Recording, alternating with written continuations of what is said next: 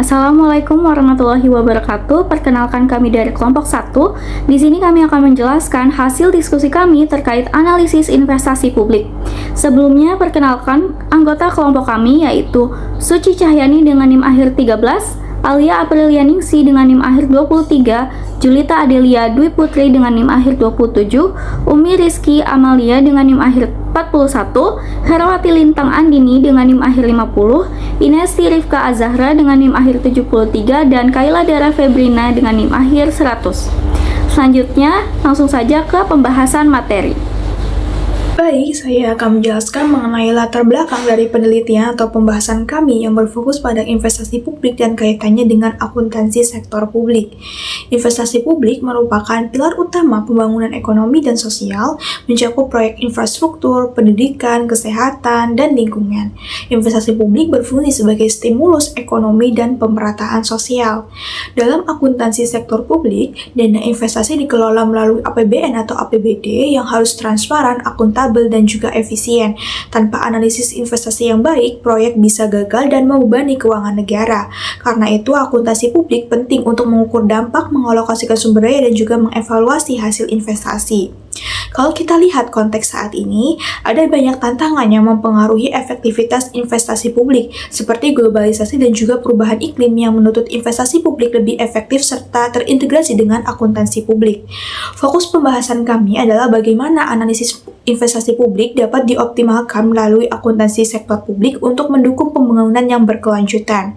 Jadi, secara garis besar, latar belakang ini menegaskan pentingnya sinergi antara kebijakan investasi dan akuntansi publik agar dana publik yang besar benar-benar memberikan manfaat maksimal bagi masyarakat.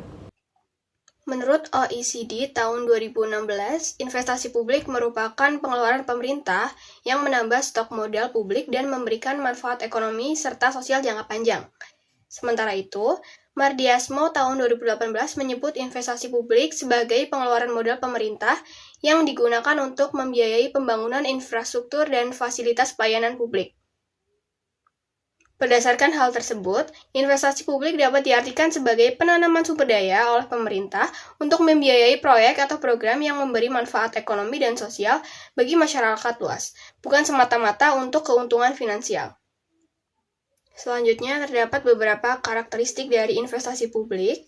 Yang pertama yaitu dilakukan oleh pemerintah atau entitas publik, bukan oleh perusahaan swasta murni. Yang kedua ada orientasi manfaat sosial dan publik. Jadi bukan hanya keuntungan finansial, tetapi kesejahteraan masyarakat, layanan publik, dan pemerataan. Lalu yang ketiga ada efek jangka panjang, yaitu pengeluaran modal atau investasi publik membawa dampak jangka panjang, bukan hanya sekedar pengeluaran rutin operasional. Lalu yang keempat, penganggaran modal terpisah dari pengeluaran rutin. Dalam banyak negara berkembang, anggaran pembangunan atau investasi dipisahkan dari anggaran rutin. Lalu yang kelima, terdapat aspek kelayakan teknis, ekonomi, sosial, dan lingkungan. Jadi proyek investasi publik perlu dievaluasi berdasarkan aspek-aspek lebih luas, termasuk aspek distribusi, keadilan layanan publik. Dan yang keenam, terkait dengan alokasi sumber daya dan transparansi publik, yaitu karena pengambilan keputusan investasi publik berimplikasi terhadap anggaran dan pelayanan publik, diperlukan transparansi dan akuntabilitas. Selanjutnya ada tujuan dan prinsip investasi publik. Jadi, tujuan utama investasi publik tersebut meliputi yang pertama, meningkatkan kualitas layanan dan infrastruktur publik. Lalu yang kedua, mendorong pertumbuhan ekonomi dan pemerataan pembangunan. Lalu yang ketiga, menghasilkan manfaat sosial dan ekonomi yang lebih besar daripada biaya yang dikeluarkan. Untuk prinsip-prinsipnya meliputi yang pertama, kelayakan atau feasibility. Jadi, proyek harus layak secara teknis, ekonomi, dan sosial. Efisiensi dan efektivitas, yaitu sumber daya digunakan optimal untuk hasil yang maksimal. Lalu transparansi dan akuntabilitas, proses harus terbuka dan dapat dipertanggungjawabkan. Selanjutnya keadilan atau equity, yaitu manfaat proyek harus merata bagi masyarakat. Lalu selanjutnya keberlanjutan, yaitu proyek memperhatikan dampak jangka panjang dan lingkungan. Selanjutnya ada tahapan analisis investasi publik. Jadi, tahapan umum analisis investasi publik mencakup 4 langkah utama. Yang pertama, identifikasi kebutuhan, yaitu menentukan masalah publik, kesenjangan layanan, dan prioritas proyek. Lalu yang kedua, studi kelayakan, menilai kelayakan teknis, ekonomi, sosial, dan lingkungan melalui perhitungan biaya, manfaat, dan resiko. Lalu yang ketiga ada analisis biaya manfaat, yaitu membandingkan seluruh biaya seperti investasi, operasional, dan sosial dengan manfaat yang diperoleh, termasuk manfaat non-finansial. Lalu yang keempat ada evaluasi hasil, yaitu menilai keberhasilan pelaksanaan proyek, pencapaian tujuan, serta manfaat yang terrealisasi dibandingkan rencana awal. Ada 4 jenis alat analisis. Yang pertama, net present value. Ini digunakan untuk menilai apakah suatu proyek menguntungkan atau tidak dengan menghitung selisih antara nilai sekarang dari semua manfaat dan nilai sekarang dari semua biaya. Jadi, kalau hasil net present value-nya positif, berarti proyek layak dijalankan karena manfaatnya lebih besar dari biayanya. Sebaliknya, jika negatif, proyek tidak layak untuk dijalankan. Yang kedua, ada benefit cost ratio. Ini membandingkan antara nilai sekarang dari manfaat dan nilai sekarang dari biaya. Kalau hasil rasio lebih besar dari 1, artinya manfaat lebih besar daripada biaya dan proyek layak untuk dijalankan. Sebaliknya, jikalau kurang dari 1, proyek tidak layak untuk dijalankan. Yang ketiga, ada internal rate of return. Ini adalah tingkat pengembangan investasi yang membuat NPV-nya sama dengan 0. Artinya, IRR menunjukkan berapa persen tingkat keuntungan yang bisa diperoleh dari proyek. Jika IRR lebih besar dari tingkat bunga yang diharapkan, maka proyek layak dijalankan. Yang keempat, ada payback period. Ini menunjukkan berapa lama waktu yang dibutuhkan untuk mengembalikan investasi awal melalui arus kas yang masuk setiap tahun. Semakin cepat payback-nya, semakin baik proyeknya karena modal cepat kembali.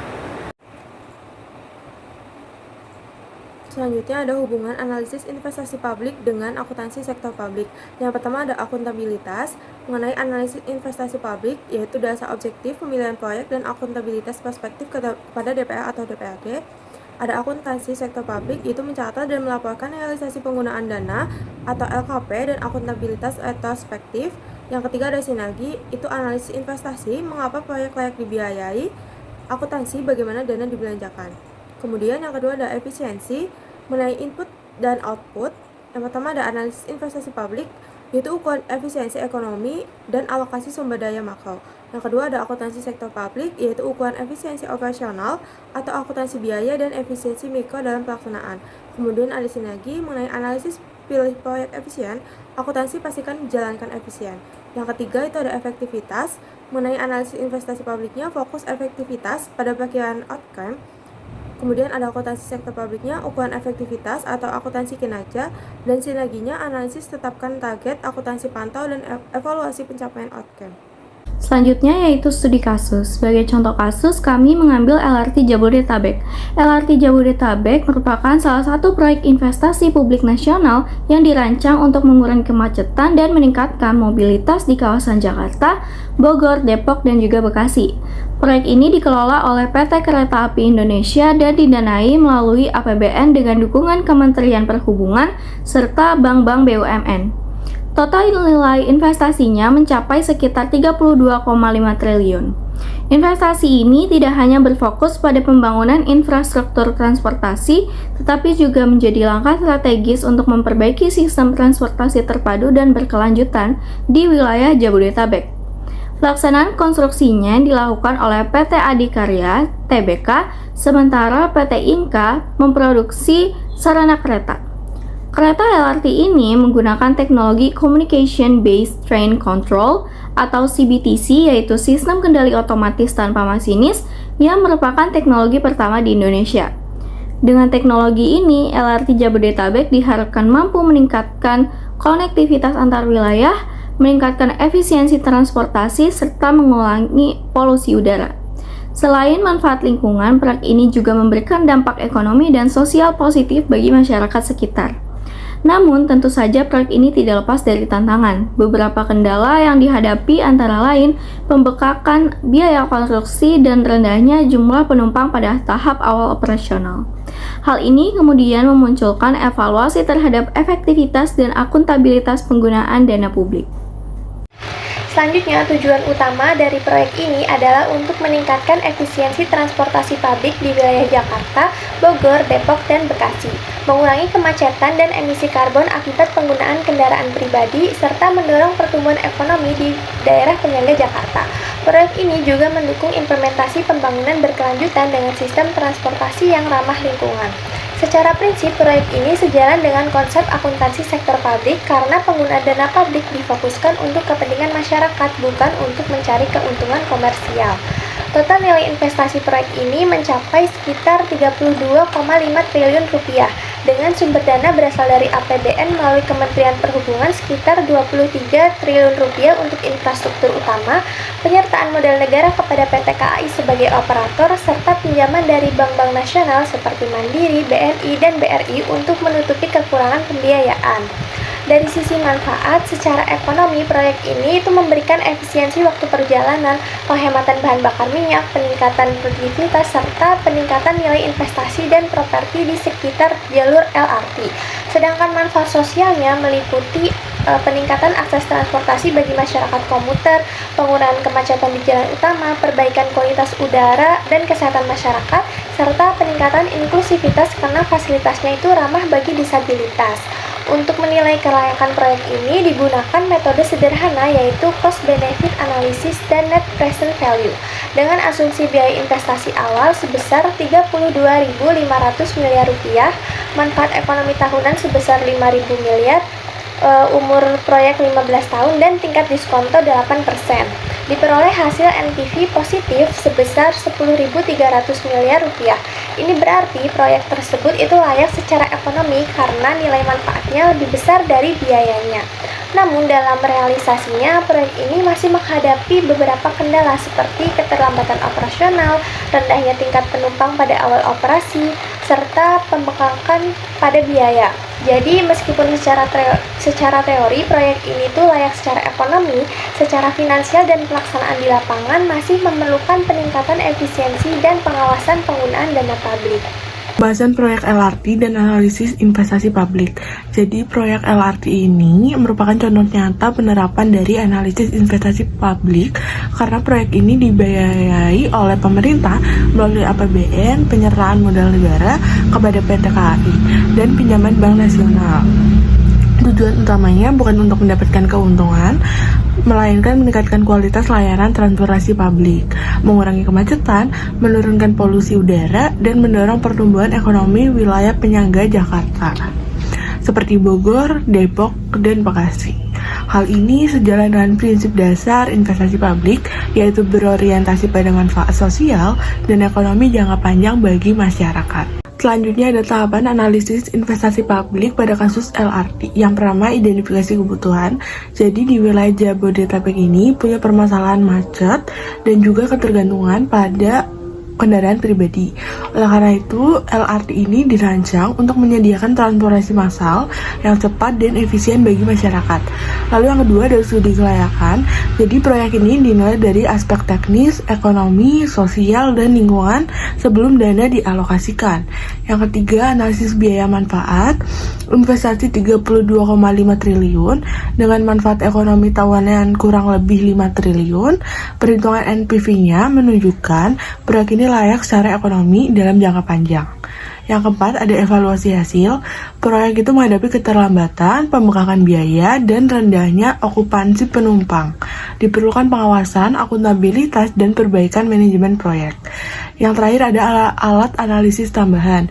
Kita bisa pakai NPV, IRR, rasio payback period digunakan untuk menilai efektivitas penggunaan dana publik walaupun manfaat signifikan, efisiensi aktual dipengaruhi rendahnya okupansi dan biaya operasi tinggi. Efektivitas penggunaan dana publik. Yang pertama ada efisiensi alokasi dana. Jadi sebagian besar dana ini digunakan untuk pembangunan infrastruktur utama seperti jalur, stasiun, sistem kelistrikan, dan kendali operasional. Hal ini itu sejalan dengan prinsip investasi publik yang menekankan penggunaan dana untuk tujuan strategis dan jangka panjang. Lanjut ada tantangan efektivitas. Jadi realisasi proyek ini menghadapi keterlambatan pembangunan, pembengkakan biaya, dan rendahnya tingkat okupansi awal. Hal ini menunjukkan bahwa meskipun perencanaan sudah dilakukan, pengawasan dan manajemen proyek perlu diperkuat untuk memastikan dana publik digunakan secara optimal. Terakhir ada alat evaluasi. Penggunaan alat analisis seperti NPV, IRR, payback period, dan lain sebagainya itu membantu menilai apakah manfaat proyek ini sebanding dengan biaya investasinya. Next dampak sosialnya yang pertama ada peningkatan aksesibilitas transportasi. Jadi masyarakat di wilayah penyangga Jakarta, itu Bogor, Depok, Bekasi, mendapat akses transportasi massal yang cepat, aman, dan terjadwal. Yang kedua, pengurangan kemacetan dan polusi karena sebagian pengguna kendaraan pribadi beralih ke transportasi. Yang ketiga, inklusivitas. Jadi LRT ini dirancang ramah disabilitas dan memperhatikan kelompok rentan. Yang terakhir ada dukungan terhadap produktivitas dan ekonomi lokal.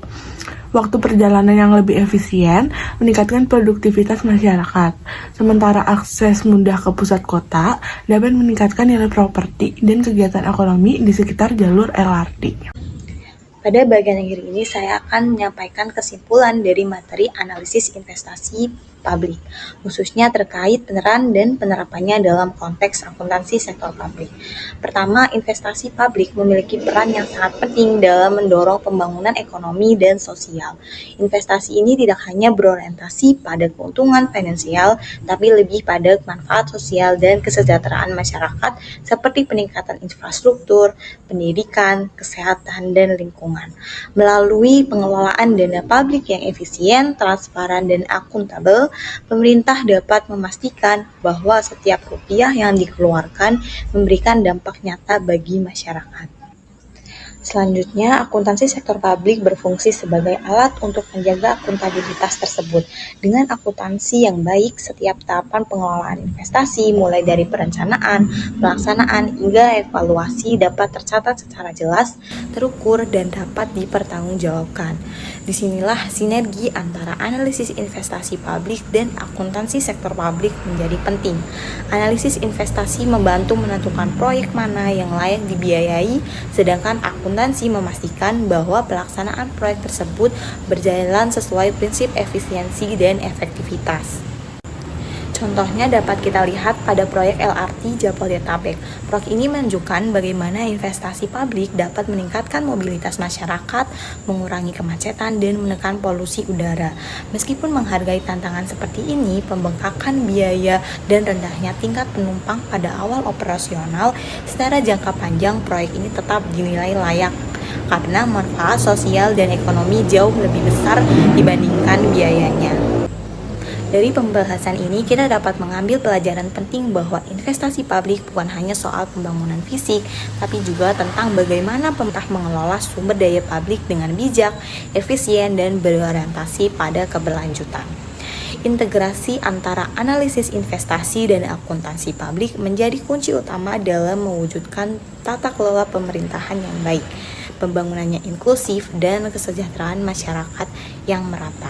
Dengan demikian, investasi publik dapat menjadi instrumen strategis dalam mencapai pembangunan keberlanjutan dan pemerataan ekonomi di Indonesia. Sekian dari saya, terima kasih.